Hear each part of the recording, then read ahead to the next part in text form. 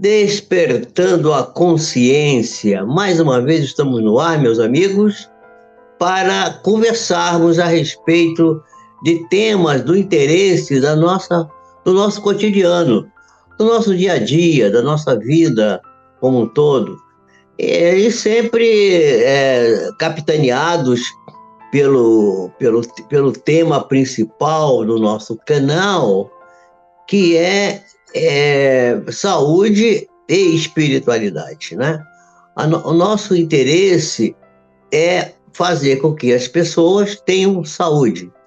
E como saúde é uma condição necessária, ou melhor, como saúde tem como condição necessária a parte espiritual, porque como disse o grande mestre, nosso grande professor, mestre Emmanuel, ele vai nos dizer que a saúde é o equilíbrio da alma, a harmonia da alma.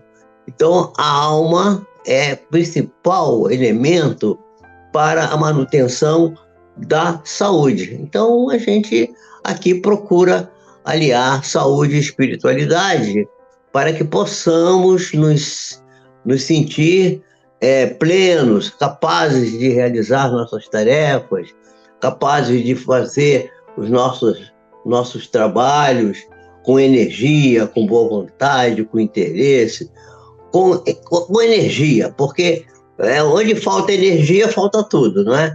E a gente sabe, e tem até um livro com esse título, que diz que a mente movimenta a matéria. E a gente está aqui trabalhando a nossa própria mente para nos fazer capazes de compreender a vida como um momento de atividade espiritual com lances materiais no seu contexto. Então, já temos aqui a nossa Sinara, temos aqui a nossa Zélia, já conosco aqui, e eu desejo que tenhamos uma noite agradável. Como hoje é terça-feira, é dia de nós fazermos a nossa oração para os doentes e para os que estão já desencarnados. Então, a gente vai começar para que nós possamos buscar nos intrincados locais da espiritualidade, né, nos locais mais recônditos, que está dentro de nós, mas que também está fora de nós, as energias espirituais necessárias para a manutenção do trabalho que nós temos que desenvolver hoje, né? Então, nós hoje vamos falar do hipotiroidismo, mas antes vamos fazer a nossa da tireoide, né? O tema que nós estamos tratando agora é a tireoide, essa glândula maestra importante do nosso corpo, que nos ajuda também na formação da questão espiritual, porque corpo e mente, espírito e matéria têm que estar harmonizados uns com os outros, senão não funciona. Ou é preciso que o espírito e a matéria estejam em consonância uns com os outros. Então nós vamos primeiro fazer a nossa oração, pedindo ao Pai do Céu, ao nosso Criador, que tenha compaixão dos doentes, que as pessoas que estão sofrendo, que estão com dores físicas, dores morais, dores espirituais, que estão com doenças crônicas, doenças consumptivas, que eles possam receber nesse instante as energias sacrossantas e curadoras do nosso amor, do amor que despejamos do nosso coração, da parte mais íntima da nossa alma, para essas ondas artesianas, essas ondas eletromagnéticas, mento-eletromagnéticas, que possam atingir as criaturas que estejam sintonizadas com os nossos desejos, com os nossos interesses, com as nossas tarefas. Que eles possam receber, então, o alívio das suas dores, mas que, sobretudo, cada uma pessoa que esteja padecendo de doença possa compreender que a doença não é um mal que veio para lhe causar dano, para lhe fazer sofrer, para lhe matar. Absolutamente não. Nós não vamos morrer Nenhum ser foi criado para morrer, para ser morto. Todos nós estaremos vivos na eternidade e não vamos morrer.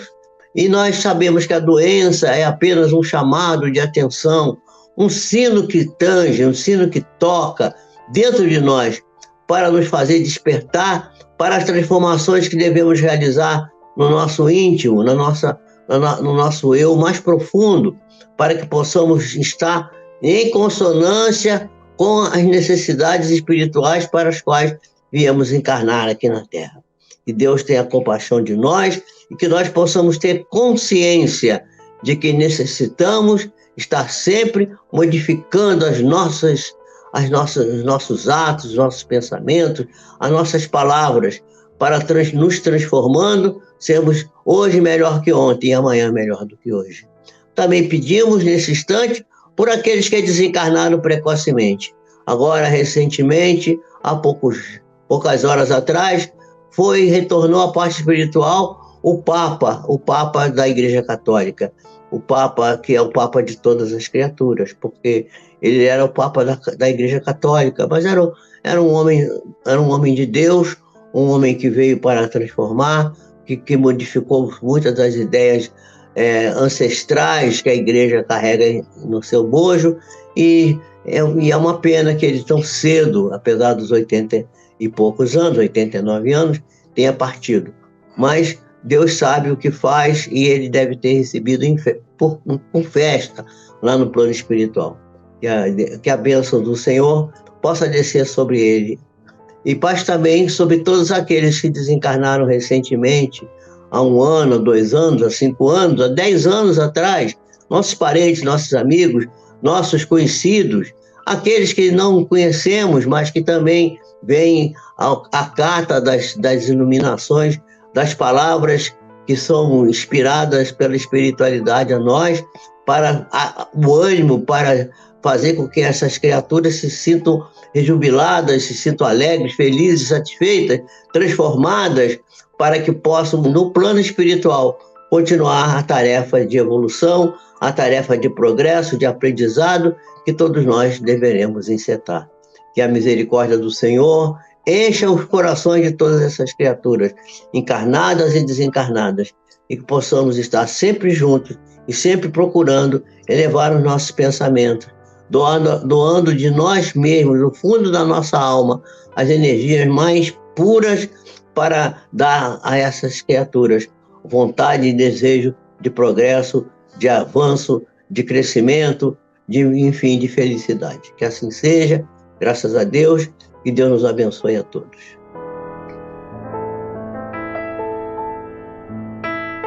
Assim, meus irmãos, com a nossa oração, nós damos por iniciado o trabalho desta noite. Nós estamos falando das coisas que são relativas à saúde física, mas a saúde física, ela faz parte da saúde espiritual. Saúde física e espiritual são uma só, igual a vida. A vida é uma só.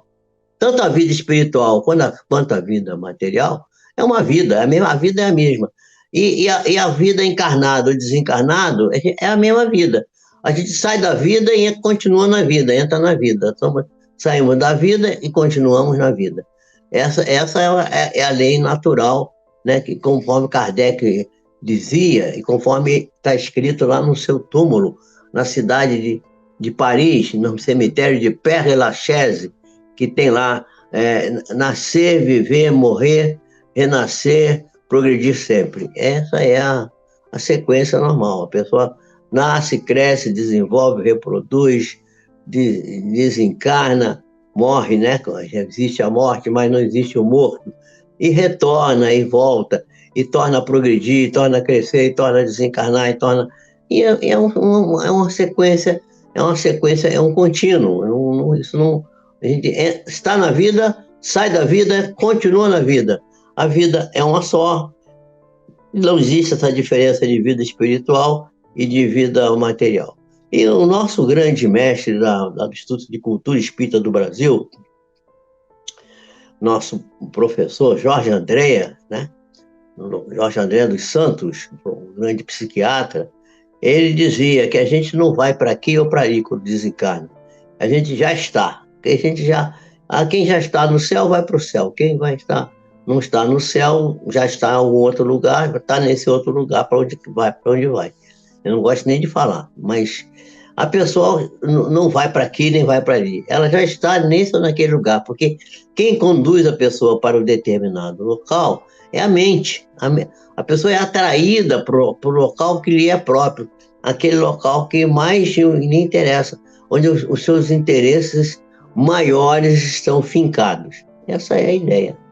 Então, nós estamos aqui conversando sobre a glândula tireoide. Nós já tivemos a oportunidade de dizer que a tireoide tem uma forma de uma borboleta, né?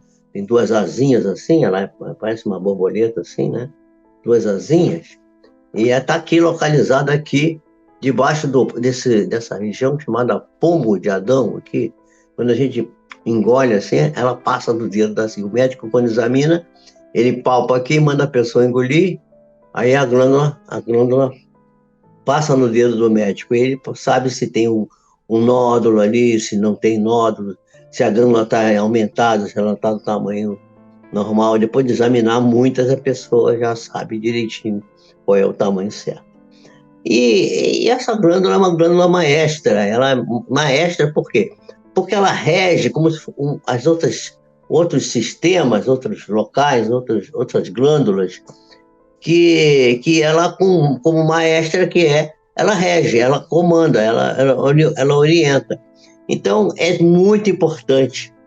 E nós não vamos falar aqui chegou aqui a Elane, a Marieta Simões e a Vera Lúcia Machado. Olá, boa noite para vocês. Sejam bem-vindas. Deus abençoe a cada um de vocês.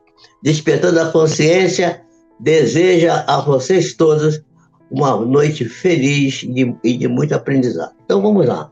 Então nós já tivemos a oportunidade de ver que a glândula maestra ela está regida por uma região que está no cérebro, ela vem lá do hipotálamo. O hipotálamo, e abaixo do hipotálamo nós temos, adjunto do hipotálamo, nós temos glândulas, a epífise, a hipófise, e são glândulas que vão produzir os hormônios que vão comandar as outras glândulas que estão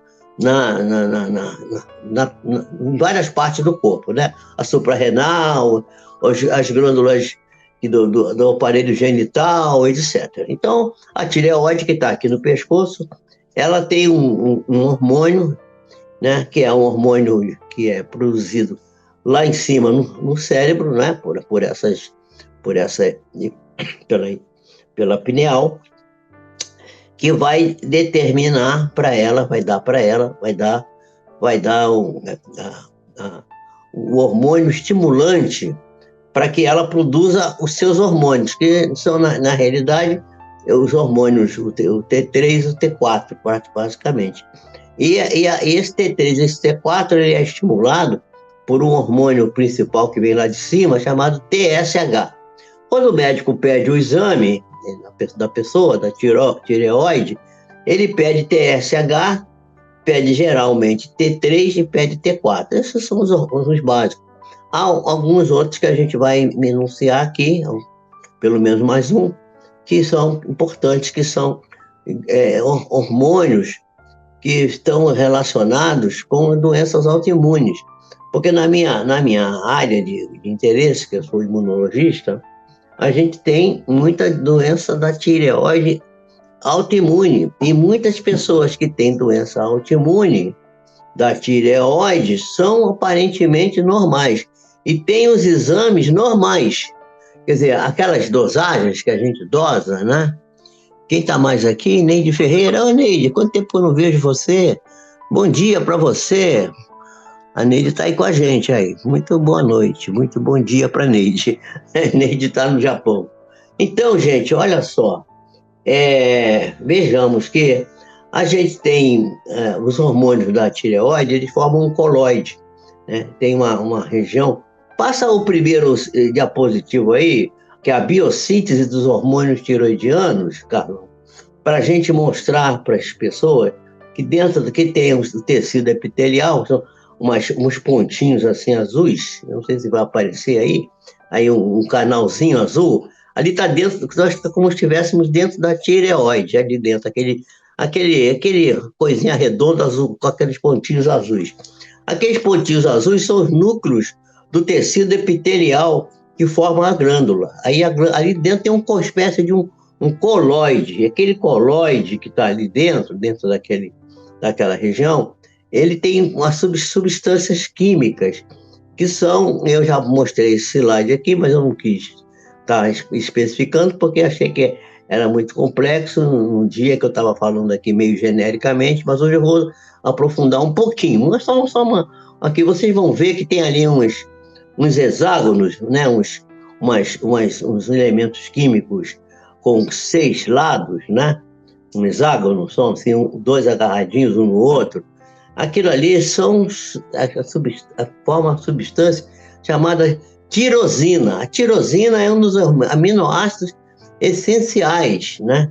É um dos aminoácidos essenciais. O que é aminoácido essencial? Aminoácido é um ácido aminado, tem uma substância, é uma amina, né? Que é um NH4, ou a NH3, que vira NH4, que é uma amina, né?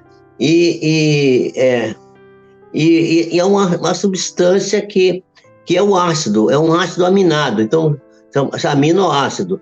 Os aminoácidos, eles quando se juntam, eles formam as proteínas, né? Uma cadeia de aminoácidos é uma proteína, sempre uma proteína. E aí tem um aminoácido essencial chamado tirosina. A tirosina o que quer dizer essencial? Essencial quer dizer que a gente não produz, ou seja, a gente terá que buscar esse aminoácido no meio externo, na alimentação, na reposição do nutriente, algum lugar, porque o corpo humano não é suficientemente capaz de produzir. Por isso que se chama essencial. E é essencial para o corpo humano porque não está na nossa economia, está fora de nós. Então a gente precisa buscar essa tirosina.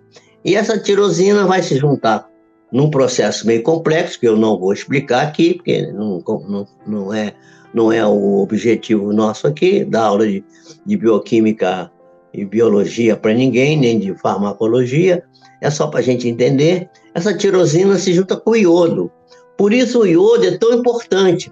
Aí vai formar, né, triodo, quer dizer, triodo-tironina, a tirosina vira tironina, né, uma transformação química também, e aí vai formar aquilo que a gente chama de T3, T4. O tetraiodotironina é o T4, tetra, porque tetra é de 4. E o triodotironina, que é a tirosina, que é o hormônio principal da tireoide. Não sei se ele é o principal, ele talvez seja um dos principais junto com o T4. E quando o médico pede, ele pede TSH, que é o que sai lá de cima do cérebro e vai para a glândula para produzir o T3 e o T4, e pede o T3 e o T4. E geralmente a gente vai encontrar, a gente vai ver daqui a pouco referenciais aqui do laboratório, tá normal, o pessoal, aí o médico olha assim, tá normal, você não tem nada. Aí a pessoa tá com fadiga, tá com a porção de alterações, faz problema do sono, um monte de alterações, dores musculares, uma série de alterações. E a pessoa, assim, mas você tá bom, você tá normal, você não tem nada. E a pessoa tá, mas doutor, eu tô como sentindo isso, tô sentindo aquilo. Meu Deus do céu, o que é a Neide disse que ela está afônica. Afônica quer dizer que sem voz. Não, você não tá afônica, Neide. Você deve estar disfônica. A voz está ruim, mas está saindo, né? Se não está saindo nada, é afônica mesmo. Agora, se está saindo um pouquinho, ruim, é disfônica. Isso é preciosismo linguístico do português. Não esquece isso. Então, gente, é preciso que a gente entenda isso, porque vocês vejam como é importante a gente avaliar essa questão. Nós vamos ver, passa um outro aí, Carlão, vamos ver se o próximo aí, para ver se Tá aqui, ó, o TSH, sérico quer dizer que está na circulação do sangue, está no soro. Esse é o hormônio que vem de cima, que vai estimular a glândula a produzir o T4, que é chamado livre, por isso o sérico, né? Sérico, e vai produzir também um terceiro que eu falei que eu ia falar aqui, porque o T4 vai dar origem ao T3, né? E esse T4 sérico, ele vai às vezes apresentar um anticorpo. Anticorpo quer dizer um corpo que é antagônico contra a peroxidase tiroidiana. Que essa peroxidase tiroidiana faz? Ela aproveita esses hormônios que são produzidos e distribui esses hormônios para o resto do corpo. Quando você tem um anticorpo, que é chamado de anti-TPO, circulando também no seu sangue, você pode ter uma lesão, uma alteração da função tiroidiana com T4 livre normal, com T3, com TSH normal, com T3 normal. E tem lá um anticorpo trabalhando, escondidinho, bloqueando a função daquela substância. A pessoa ia apresentando sintomas. Por isso que a gente precisa, quando procurar, por isso que eu fui fazer o tal curso que eu estou fazendo, da onde, aliás, eu retiro esses diapositivos que eu estou mostrando para vocês, que é um oferecimento muito gentil, muito amigo do nosso mestre lá, que comanda a nossa monitoria, né? Ele tem o prazer de oferecer esse material que foi feito por ele, né? Então ele é uma pessoa muito bondosa na sua doação, do seu esforço, do seu trabalho. Então, vocês vejam que é preciso que a gente faça uma avaliação muito bem feita dessa coisa toda. Pode passar o outro, vamos adiante, então. Então, nós vimos que quando a gente pede o exame, pede TSH, pede T3 e pede T4.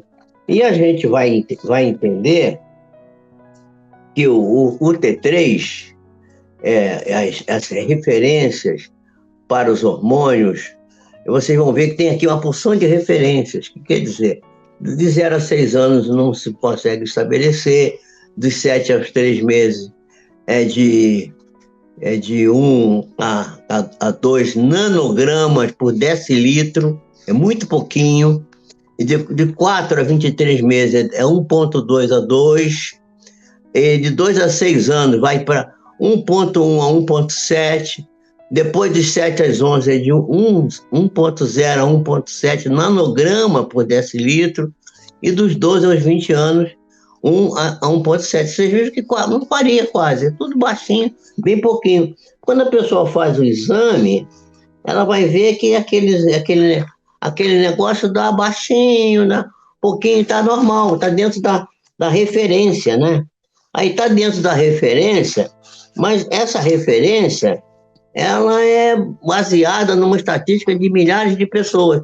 E como eu falei, às vezes a pessoa está eutiroidiana, quer dizer, está com as referências tudo dentro do padrão, mas está doente, está ruim, não está sentindo bem, né? Então vocês vão ver, e esse que ele está oferecendo aqui, nós temos aqui agora do T4 livre no soro, por exemplo, que é o que está na tela agora, e vão ver que acima dos 20 anos, vai de 0,9 a 1,8 nanograma. Nanograma é menor que miligrama, né? É 10 vezes menor que um miligrama. 1,8 nanograma por decilitro, né? É muito pouquinho.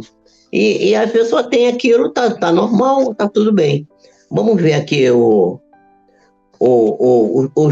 hormônio tiroestimulante, que é o TSH. Vamos ver aqui. Passa outra aí, Carlão, que é o próximo, TSH. Vamos ver se vai aparecer a referência do TSH. Vocês vão ver que os valores de referência do TSH, que é não, esse aqui a gente já viu. Vamos ver outra aqui. Passa outra aí. Vê se tem outro de referência aí, Carlão, do laboratório Fleury. Deve ter outro aí. Esse aí, tá certo. Esse aí que é aí, o hormônio tireoestimulante. Esse aí vocês vejam que também varia um bocado, de 0 a 6 dias, é 0,7 a 15,2. Com 7 dias de nascido, vai a 3 meses, vai de 0,72 a 11 micro unidades internacionais. Aqui tem unidades internacionais. E depois, depois de 60, 69, 70, 80 anos, né? Acima de 80 anos, vai caindo. Mas sempre são quantidades muito pequenas. E é muito fácil a gente medir isso e dar dentro do normal. Está dentro do normal. Aí a pessoa assim, está normal. Está normal, e daí que está normal? O que tem que estar normal? Está normal, mas a pessoa não está bem. Né? Eu não sei o que estão falando aqui. A Elenista dando só boa noite. A Márcia Manso mandou também boa noite. A Nide já falou que estava afônica. Está sumida, os horários também. A correria, está com correria. Não corre não, Neide. Quem corre cansa e às vezes não alcança. Não corra, vai devagarinho. Vamos adiante, Carlinhos. Passa outra aí para a gente ver. Chamar você de Carlinhos para ver se você fica mais feliz, em vez de chamar você de Carlão. Então, olha só, o hipotiroidismo, o que a gente vai estudar? Porque o hipertiroidismo, meus amigos, é para o especialista em hormônios. É o endocrinologista que tem que cuidar. Eu não vou cuidar disso porque não é a minha competência. A minha competência é tratar o meu cliente que tem hipotiroidismo, quer dizer, a tiroide com baixa função. Isso é fundamental que a gente faça. E a gente vai ver que o hipotiroidismo é a produção inadequada dos hormônios tiroidianos, levando a uma diminuição da taxa metabólica. A taxa metabólica quer dizer, o que é taxa metabólica? Taxa metabólica é a capacidade que você tem de produzir energia, você se sentir com força de realizar suas tarefas. A pessoa que fica às vezes, estou cansado, não fiz nada hoje, mas já estou cansado, já acordei cansado. Então, pode estar com um quadro desse. Então, é mais prevalente em mulheres, mas pode ocorrer também nos homens. E até mesmo em recém-nascidos, que é o hipotiroidismo congênito. Né? Então, a gente tem o primário, que é, a maioria dos casos, 95%, que resulta de um distúrbio da própria glândula tireoide, sendo a causa mais comum da tireoidite de Hashimoto. Guarde esse nome. Esse Hashimoto é um japonês, viu, Ney? Em homenagem ao Japão. Olha aí. A tireoidite de Hashimoto, o Hashimoto foi quem descobriu essa tireoidite. Ela é uma doença autoimune, ela é da minha área de interesse. Eu sou imunologista. Então, eu vejo que a maioria das pessoas que tem alergia, que tem urticária, que tem asma, que tem eczema, tem tireoidite de Hashimoto. Geralmente, quem vai tratar a tireoidite de Hashimoto é o endocrinologista. Mas quem deveria tratar a tireoidite de Hashimoto, que é uma doença autoimune, deveria ser o imunologista. E eu agora resolvi pegar o peão na unha e cuidar disso, porque a gente pode ter falta de iodo, porque a pessoa fez, por exemplo, tomou irradiação, ficou tomando raio-x, por exemplo, de dente, pode pegar muito aqui no pescoço e causar diminuição da produção do iodo da tireoide e produzir uma tireoidite de Hashimoto.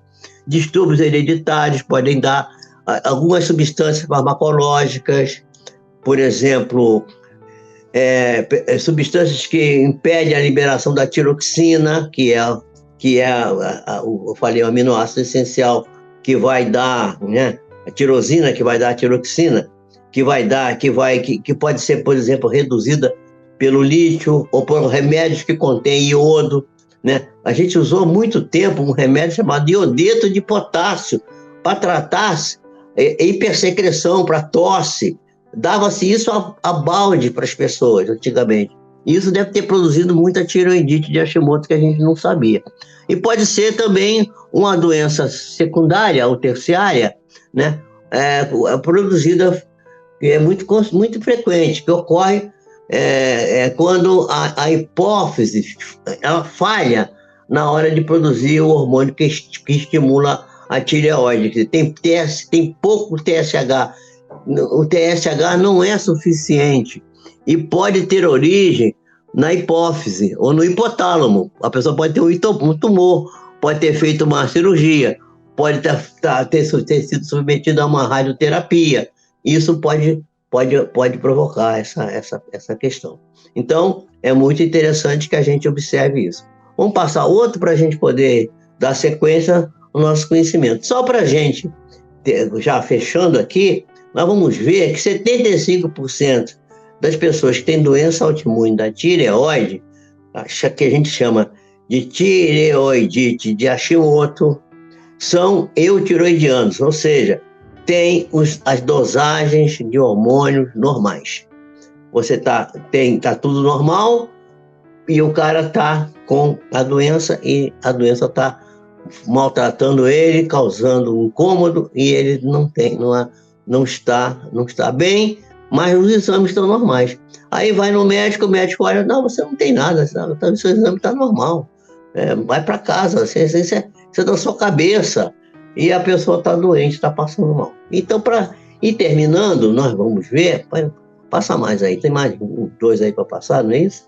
Então, a gente vai ver que o hipotiroidismo pode dar depressão, desacelera os batimentos cardíacos, pode dar prisão de ventre, constipação, pode dar alteração na menstruação nas mulheres, uma menstruação irregular, pode dar falha de memória, pode dar cansaço excessivo, a pessoa vive com fadiga, dores musculares, pele seca, queda do cabelo, ganho de peso, aumento de colesterol no sangue, tudo isso pode ser produzido.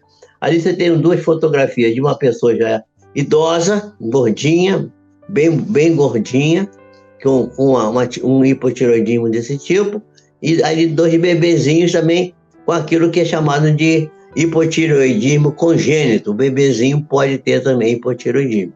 Isso pode acontecer por uma série de fatores que agora nós não vamos discutir. E vamos encerrar, então.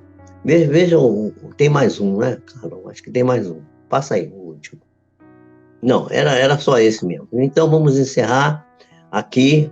E eu gostaria de chamar a atenção de vocês que isso é muito importante. E dentro desses estudos que eu tenho realizado ultimamente, eu estou muito preocupado de aprender a utilizar os nutrientes que podem repor, né?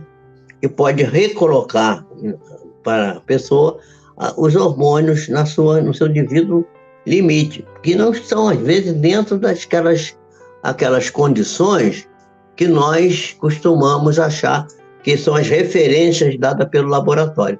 Em geral, as referências não atendem. A referência está boa, quer dizer, a pessoa olha o exame da pessoa, está cheia de saúde, mas a pessoa está doente. Gente, que coisa esquisita isso. Então, a gente tem que cuidar dessa pessoa e resolver esse problema. Então, nós vamos dar continuidade na próxima terça-feira nesse assunto e ainda nós vamos falar sobre essa questão. Vamos falar sobre a reposição, sobre como é que a gente faz isso, que eu acho que é muito importante que vocês compreendam para que vocês possam ir também cooperando, ajudando. A Maria das Graças Cunha está dando boa noite a todos e mandou um coraçãozinho ali, né? Muito bem, muito obrigado, Maria. Então, gente, muito obrigado por vocês estarem comigo aqui, terem ficado comigo mais essa vez. E eu sinto muita felicidade de poder estar com vocês, de estarmos juntos, de estarmos aqui trabalhando em comum para aumentar o conhecimento nosso, meu e de vocês, mais meu do que de vocês, para que a gente possa ajudar as pessoas. Quer dizer, qual é a função disso tudo? É ajudar o ser humano a viver melhor, a ter uma qualidade de vida melhor, mais qualidade de vida. Porque a vida existe para ser vivida, mas vivida com qualidade. Viver a vida sem qualidade, viver a vida mal, desorientada, não vale a pena. É melhor a gente viver bem, com energia, com boa vontade, com esforço. E vamos procurar a tiroidite de Hashimoto e vamos agradecer ao Hashimoto por ter descoberto isso, e vamos tratar a tiroidite de Hashimoto para que a pessoa não, que é um tipo de hipotiroidismo autoimune, quer dizer, um autoanticorpo que está no corpo da pessoa, que é produzido pelo sistema imunológico contra a tireoide, contra os hormônios da tireoide, que nós precisaremos tratar, consertar e resolver. Então, essa é a nossa posição. Eu espero que vocês tenham aproveitado alguma coisa. Se aproveitaram 10% disso tudo que eu falei aqui, já está bom. Saber que é um aminoácido essencial que vai dar origem ao hormônio da tireoide, saber que a tireoide é uma glândula maestra, importante na nossa economia, na nossa saúde, saber que existe pessoas que estão doentes da tireoide com hipotireoidismo com as dosagens normais, e saber que é preciso que o médico que vai cuidar saiba dessas alterações e saiba que não é só ver que se está dentro do padrão ou não, é ver qual é o sintoma que a pessoa está apresentando. Eu tenho chamado a atenção dos meus pacientes para que meçam a temperatura ao acordar, 5 dias seguidos. A temperatura não pode dar menos que 36,6, porque nós somos um animal de sangue quente. E quem mantém a temperatura do nosso sangue elevada, acima de 36,5, é a tireoide. Quando a gente acorda, a tireoide está no seu basal. Mas no basal, ela tem que manter o sangue da gente quentinho, né? A mão muito fria, os pés frios. Eu, por exemplo, tenho a mão muito fria. E as pessoas, às vezes, teve um dia desses que eu estava no consultório e eu estava no ar-condicionado e dei a mão para apertar a mão de uma pessoa que chegou, a pessoa disse, ai, que mão fria, né? A minha mão parece a mão do cadáver, gelada. E isso é produzido pela minha tireoide, que ela é hipofuncionante. Provavelmente, eu tenho tireoidite de Hashimoto. Eu não investiguei ainda, vou começar a investigar agora. Mas eu já fiz o teste da temperatura e eu estou com hipotireoidismo, porque a minha temperatura dá 35,6, 35,7 de manhã. Depois ela sobe mais tarde, mas mais tarde não vale. É na hora que acorda, até meia hora depois que você acordou. Meça que vocês vão ver. Se der baixo, tem que fazer uma verificação tiroidiana adequada e a hora que você corrigir isso, você vai ter uma melhora de qualidade de vida importante. E não adianta dar hormônio químico. É isso que eu quero chamar a atenção. Esse hormônio químico não resolve a questão. Eu tenho pacientes, por exemplo, que tiveram tumor da tireoide, tiraram a tireoide, fizeram a ablação da tireoide. Então não tem tireoide. Estão tomando hormônio tiroxina, que é o hormônio T3, né, há 20 anos e continuam sentindo os sintomas do hipotireoidismo. Porque o hormônio químico não é importante, não é importante, ele não é eficiente para resolver a questão. É preciso que a gente dê um hormônio mais natural. E eu tenho a solução para isso, mas não vou falar isso aqui agora, porque eu ainda estou também analisando, estou estudando isso, estou vendo, estou na fase de observação. Mas eu já estou começando a experimentar e está dando certo, está começando a funcionar, as pessoas começando a voltar para agradecer, dizer assim, ai, como a minha qualidade de vida melhorou, como eu estou bem agora. Muito obrigado por vocês terem assistido até aqui, fiquem com Deus, Deus abençoe a cada um de vocês, que a paz do Senhor preencha os vossos corações, as vossas vidas e dos vossos familiares. Vocês sejam muito felizes, fiquem na paz.